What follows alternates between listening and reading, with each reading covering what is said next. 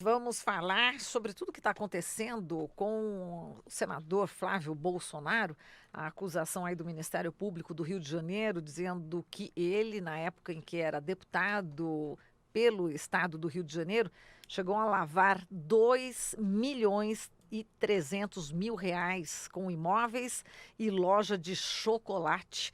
Bom, esse assunto é o tema do Rogério Dutra dos Santos, professor da Universidade Federal Fluminense, membro da Associação Brasileira de Juristas pela Democracia. Olá, Dutra, bom dia.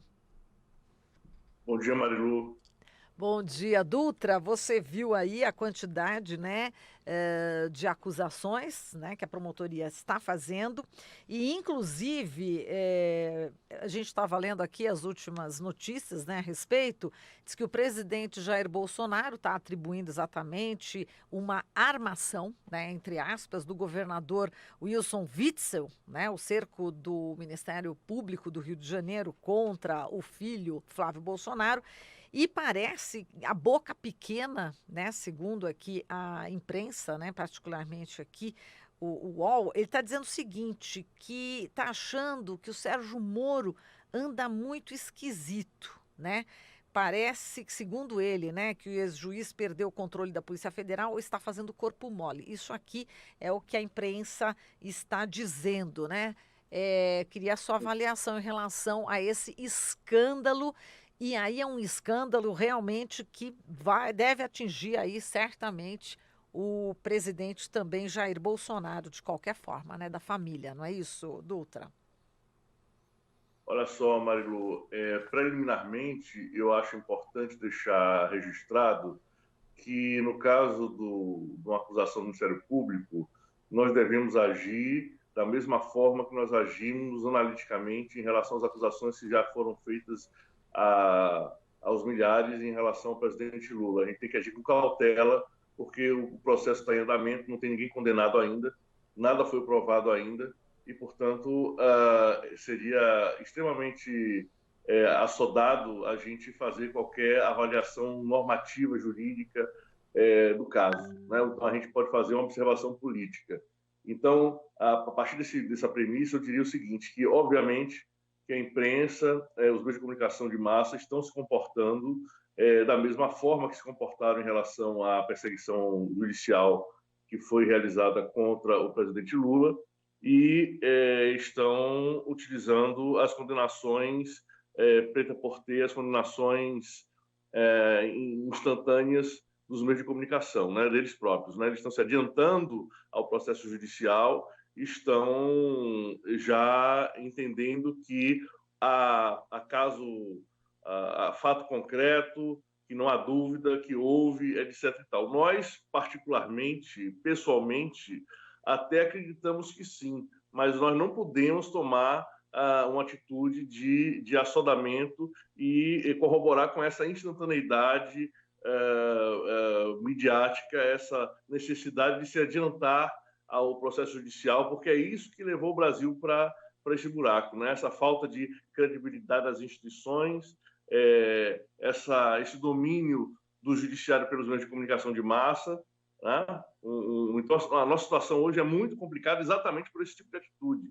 Então, eu acho que, em primeiro lugar, a gente deve afirmar isso, a necessidade de respeitar o devido processo legal e esperar as decisões judiciais.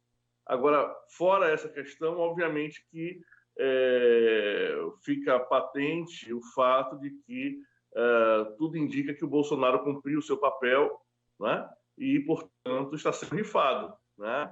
E essa rifa do Bolsonaro não significa necessariamente que ele, o presidente Bolsonaro, né? Isso não significa necessariamente que ele está derrotado ou que isso eventualmente significa a, a busca pelo impeachment dele. Não. A minha avaliação é mais conservadora. Eu acredito que os meios de comunicação de massa, principalmente aqueles que foram extremamente criticados pelo próprio Bolsonaro, estão tentando colocá-lo na parede, a fim de que ele volte a negociar com esses meios de comunicação, abre espaço para eles, né, e se submeta à agenda deles, coisa que o Bolsonaro não fez. Né? O Bolsonaro tem um acordo com a TV Record e pronto.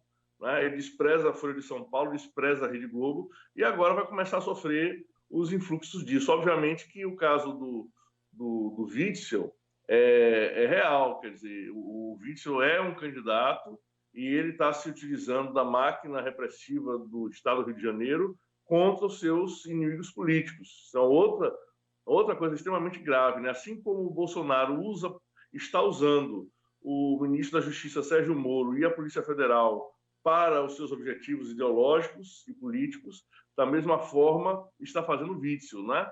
Então, esses dois modelos de gestão são muito semelhantes, né? No sentido do aparelhamento das instituições de justiça e de persecução criminal, como as polícias, e no sentido de desobedecer completamente os protocolos legais, os protocolos institucionais desses espaços, né, institucionais. Então, isso é muito grave e é isso que deve ser denunciado.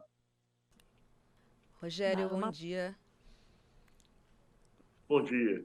Agora, sim, é preciso ter cautela nesse processo envolvendo o Flávio Bolsonaro, mas também chama a atenção o silêncio do ministro Sérgio Moro, né, o ministro da Justiça, que ainda é considerado aí por parte da população brasileira como um ministro que atua no combate à corrupção do país, né? Aí, de repente, você tem um caso desse, que o Ministério Público faz essa denúncia, e você tem um ministro totalmente silenciado, né? Não se ouve uma única palavra do Sérgio Moro neste momento. Qual que é a sua avaliação? Olha, é a mesma desde sempre. O Sérgio Moro, além de ser incompetente tecnicamente para ocupar o cargo que ele ocupa, assim como ele é incompetente para ser juiz, ele é incompetente política e tecnicamente para ser ministro da Justiça.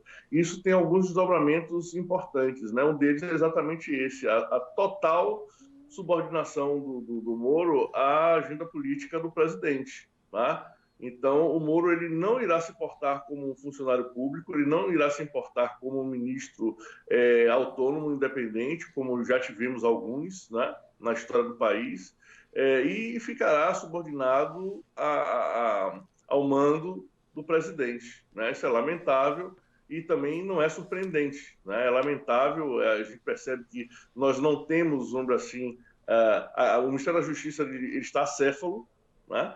Ele está sem um comando intelectual, sem um programa de ação, sem um projeto de gestão, ele está simplesmente sendo ocupado por um agente político que tem como meta realizar tudo aquilo que seja interessante para o seu presidente, o que é lamentável, né?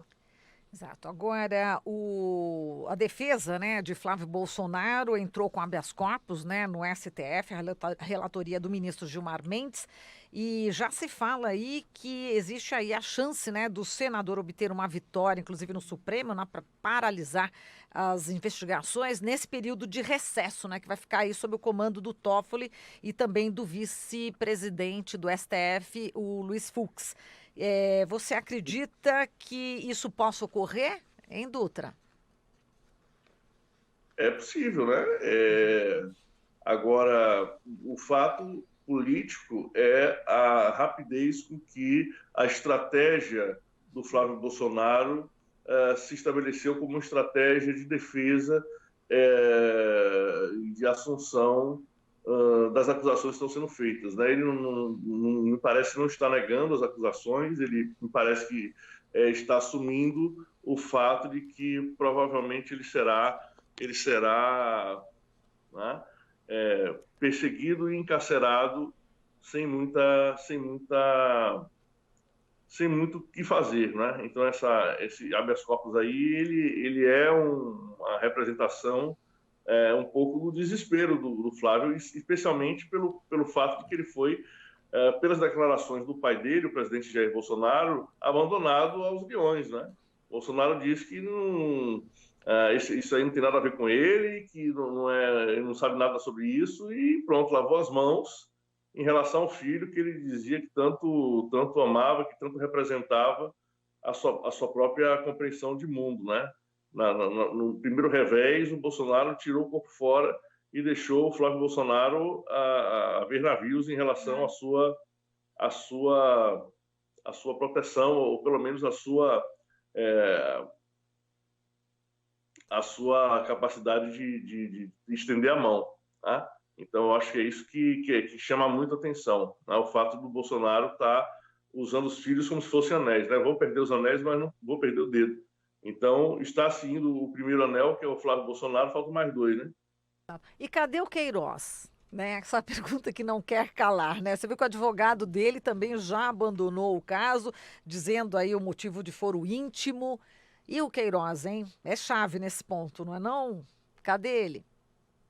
Hein, Dutra? O interessante da figura do Queiroz é o fato de que ele está ligado originalmente diretamente ao presidente Jair Bolsonaro. Eles são amigos desde 1984, quando o Flávio Bolsonaro tinha apenas 3 anos de idade.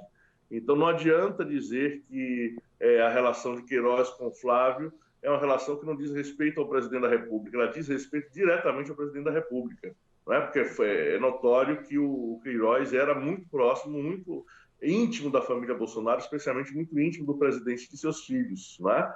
E isso pode se comprovar se o processo assim caminhar, no sentido de ver que realmente o Queiroz ele operava esse esquema de rachadinha na Assembleia Legislativa quando o Flávio era deputado estadual.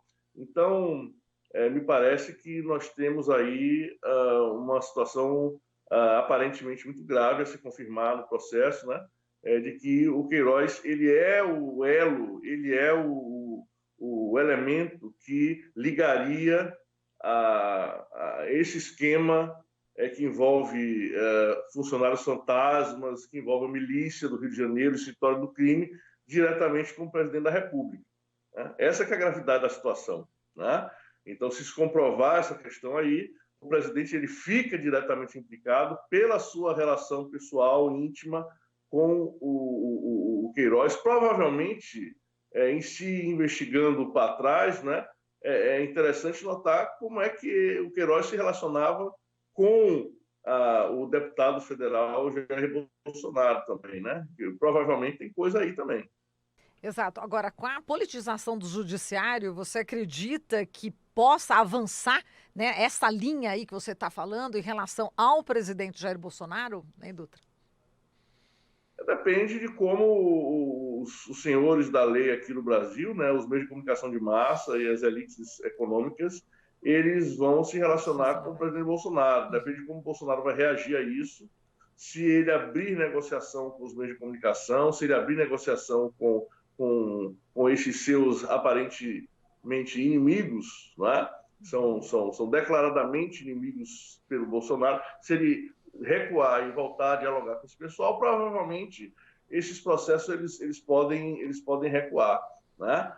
Depende também esses processos também estão dependendo, vamos dizer assim, da atuação política do governador Wilson Witzel, né? Porque eles estão sendo geridos ainda nas instituições judiciais do Rio de Janeiro, sim, que estão sendo efetivamente aparelhadas politicamente pelo governador. Isso não é segredo, isso está sendo dito a todos os ventos aí pelos mecanismos aí de avaliação de imprensa, etc. Então, é possível que o processo ande pelas mãos do Witzel, mas também é possível que haja, de alguma forma, algum tipo de blindagem ao Bolsonaro, caso ele mude de posição e passe a fazer negócio com quem interessa. Na realidade, os meios de comunicação estão fechados mesmo com o Guedes, né? No setor econômico, é isso, porque a gente já vê realmente algumas matérias que estão falando a respeito do Flávio Bolsonaro, respingando no próprio presidente da República. A questão econômica fica intacta, né, Dutra? Certamente, e o Guedes entregou o que foi solicitado, especialmente a reforma da Previdência, a privatização dos setores da Petrobras e de outros ativos públicos, né?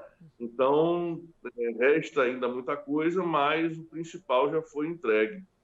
Então, é possível que o Bolsonaro se mantenha pelo Guedes, é possível que o Bolsonaro se mantenha pelo seu reposicionamento político em relação aos meios de comunicação, mas, efetivamente, o Bolsonaro ele se enfraquece exatamente por ele já ter entregue o ouro, né? Ele entregou o ouro e, ao mesmo tempo, é um ator político extremamente incômodo às elites econômicas e aos meios de comunicação, exatamente pelo fato de que ele não consegue funcionar exclusivamente de forma burocrática. Né? Ele tem sempre que estar realizando algum tipo de ação esdrúxula, grotesca e que altera, vamos dizer assim, a estabilidade que é exigida pelo cargo da presidência da República, especialmente no que diz respeito à estabilidade necessária para o funcionamento do mercado financeiro. Então, o Bolsonaro ele é um ativo complexo, né? Um ativo complicado. E não me surpreenderia se essas elites resolvessem dar um basta e dizer, já fez o que tinha que fazer, vamos pensar em estabilizar o Brasil no sentido de que se permita que haja algum tipo de previsibilidade econômico-financeira abalada aí por esse modo de funcionamento, por esse comprometimento aí do Bolsonaro e sua família com esquemas que são escusos, eventualmente preocupantes. Muito bem, falando agora continuando a falar, né, dessa ligação, né, da mídia, né, com o poder. Você viu que as mensagens novas, né, da Vaza Jato, desta vez Folha de São Paulo, Ricardo Baltazar trazendo aí denúncias, né, de que mensagens vazadas da Lava Jato indicam favorecimento a jornalistas aliados. E eu vou ler aqui um trecho, né, de que o que o Deltan Dallagnol chegou a dizer. É o seguinte, falando dessa que passa a informação para que tipo de mídia, aí ele disse o seguinte, será que passamos, né, escreveu o Deltan num dos grupos que usava para conversar com a sua equipe de comunicação no Telegram. Talvez seja bom antes passar para quem está mais alinhado com a Lava Jato, né? Falando dessa operação. E ainda um outro trecho dizendo o seguinte, né?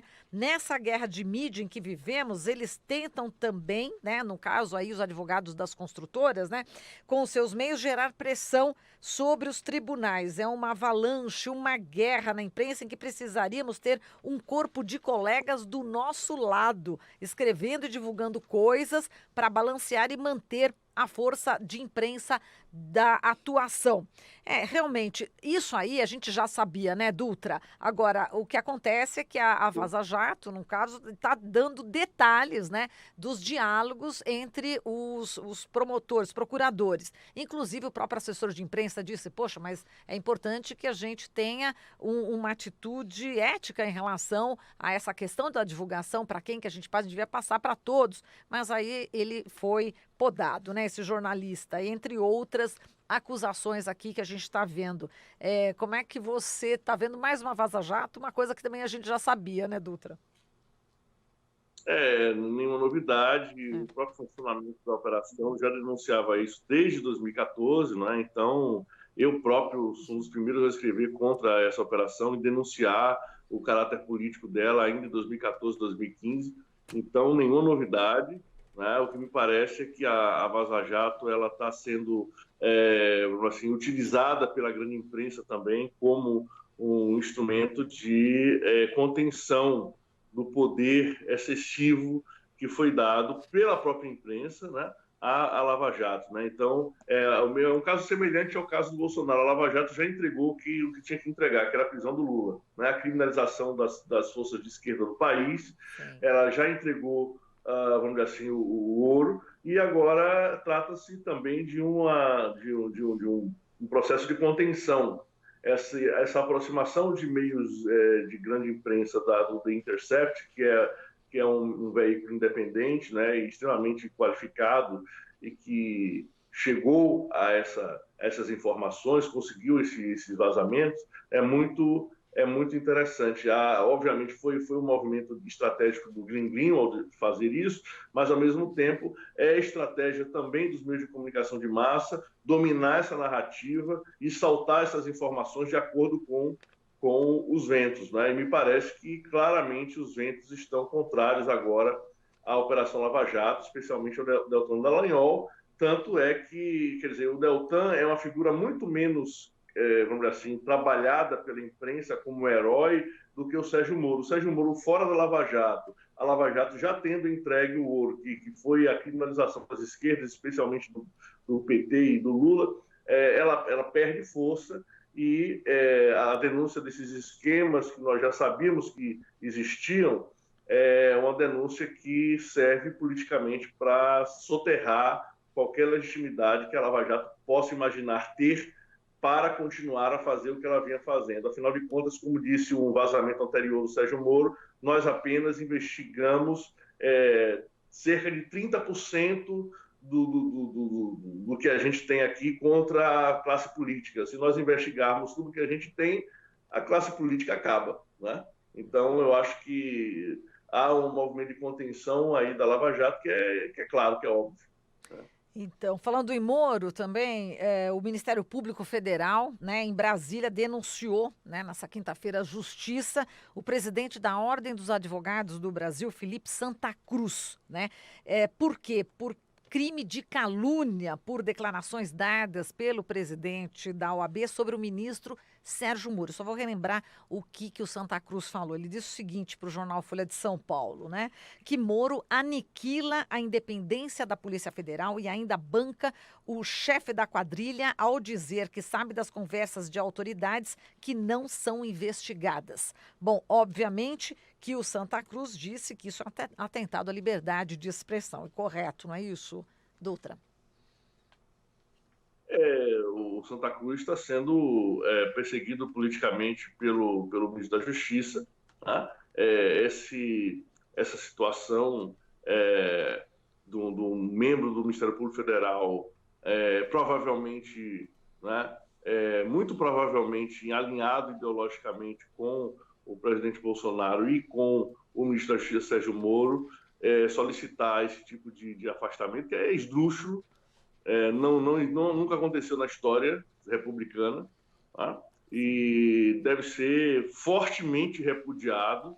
Tá? Eu acredito que, inclusive, o próprio Ministério Público Federal não gostaria de estar passando essa vergonha, né? de ter um tipo de atuação como essa. Né? Essa é o ônus constitucional da atuação orgânica do Ministério Público, independente, etc. E é o ônus de que o Ministério Público Federal funcionou durante muitas décadas, selecionando ideologicamente os seus agentes. Né? Você tem um nível de identidade ideológica, tanto dos membros do Ministério Público quanto dos membros de outros setores do Judiciário, que coloca em questão o modo como esses concursos públicos são gestados por eles, porque eles próprios fazem a gestão desses concursos. E como é que, num concurso público supostamente impessoal, uma quantidade tão extraordinária, que eu diria, sem medo de errar, que mais de 90% dos órgãos do Ministério Público, dos procuradores federais, dos juízes também, eles são ideologicamente unificados, né? Juízes que têm posturas ideológicas distintas, eles são a minoria estatística, tá? E isso demonstra um enviesamento do processo de seleção desses agentes públicos, o que é extremamente grave. Né? É importante denunciar isso. Perfeito, Dutra. A gente agradece aqui toda a sua análise. Um grande abraço para você e até a próxima. Um abraço, Maru. Tudo de bom para vocês aí. Bom trabalho. Obrigada, até mais. Falamos aqui com o Rogério Dutra dos Santos, professor da Faculdade de Direito da Universidade Federal Fluminense e membro da Associação Brasileira de Juristas pela Democracia.